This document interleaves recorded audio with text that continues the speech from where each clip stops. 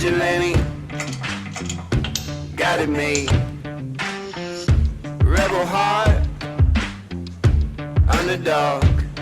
Next up are these rear control arms, and I will first remove these original bushings from these toe-in adjust arms so I can fit the new yellow ones. They call me an outlaw. Yeah, I'm a dark horse.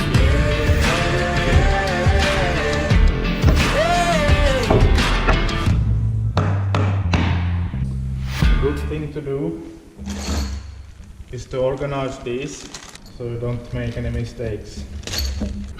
Put one of each of these on every control arm. And 2 of these. And then these. So here you can see the difference why you have to keep in order with these. It's the inner ones which are wider, these. So these has to go to the subframe, and these are out to the spindles. And also these sockets that goes inside are different length.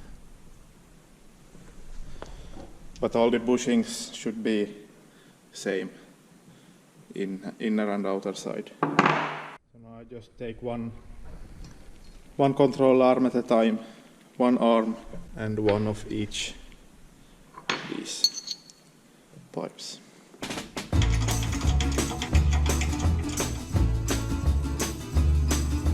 Kaikki alkoi siitä, kun mä lopputilin sain. Sitten juhlan kunniaksi täyden lastin hain. Eikä siinä turhaan liioin kainosteltu lain. Pullo kiersi ringissä ja irvisteltiin vain. Ei tippa tapa ja ämpäriin ei huku. Kun on alkuun päästy, niin antaa mennä vaan. Antaa mennä vaan. Antaa mennä vaan.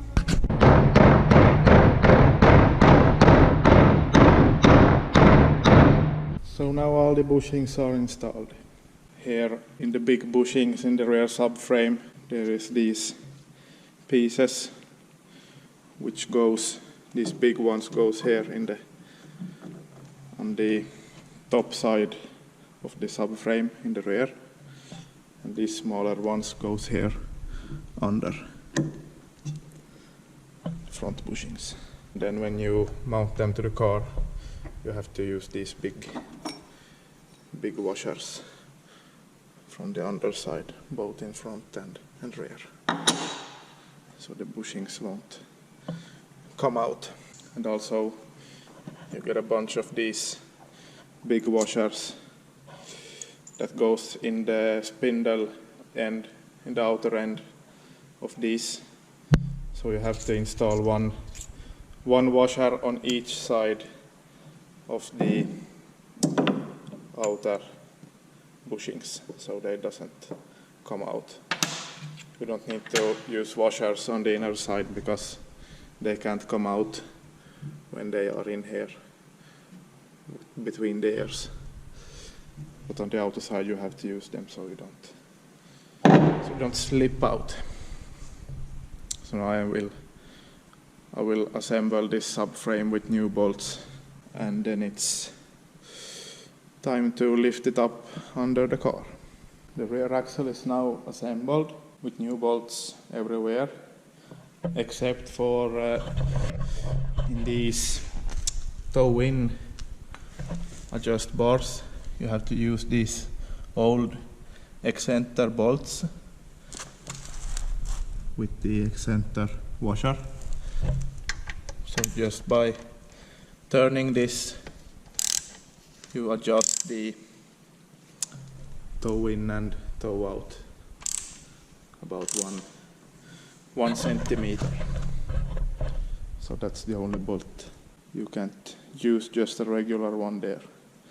Then you can't adjust the toe-in angles.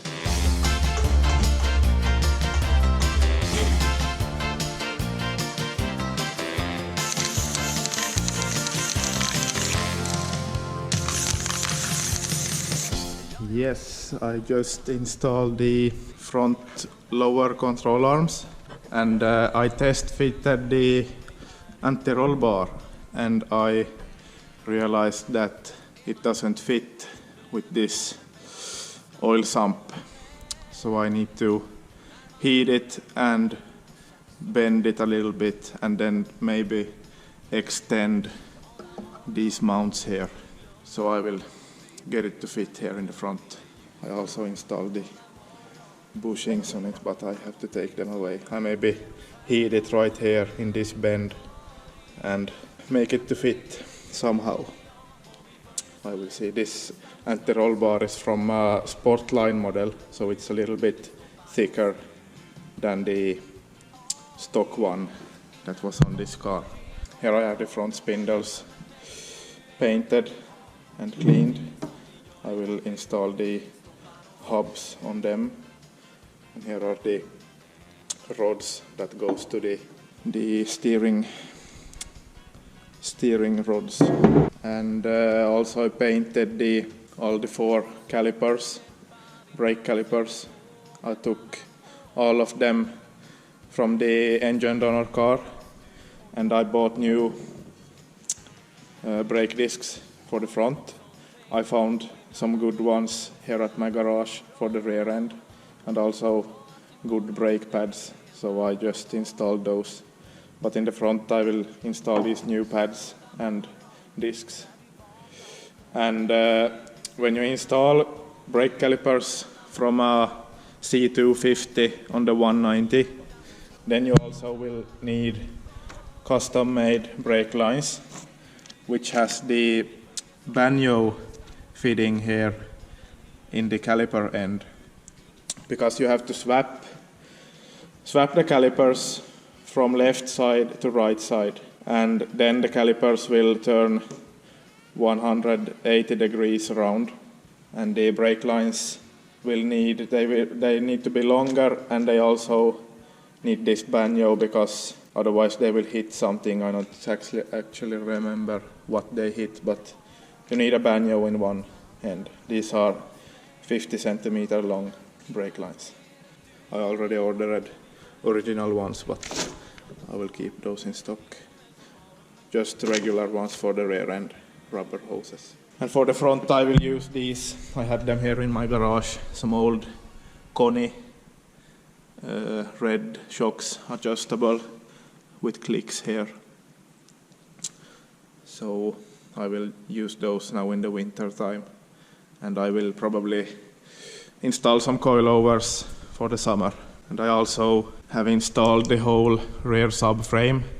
I'm using the springs from the engine donor car also, and these rear shocks are from a C250 sedan model, and these are in good condition, even if they are a little bit rusty. But like I said, I will probably install some coilovers before the summer, so these are just in the winter time. And these are the not so much used brake discs. Also installed the diff and the drive shafts bolted right up, and the handbrake system with new wires to both sides. And I will, on next episode, I will try to make this propeller shaft.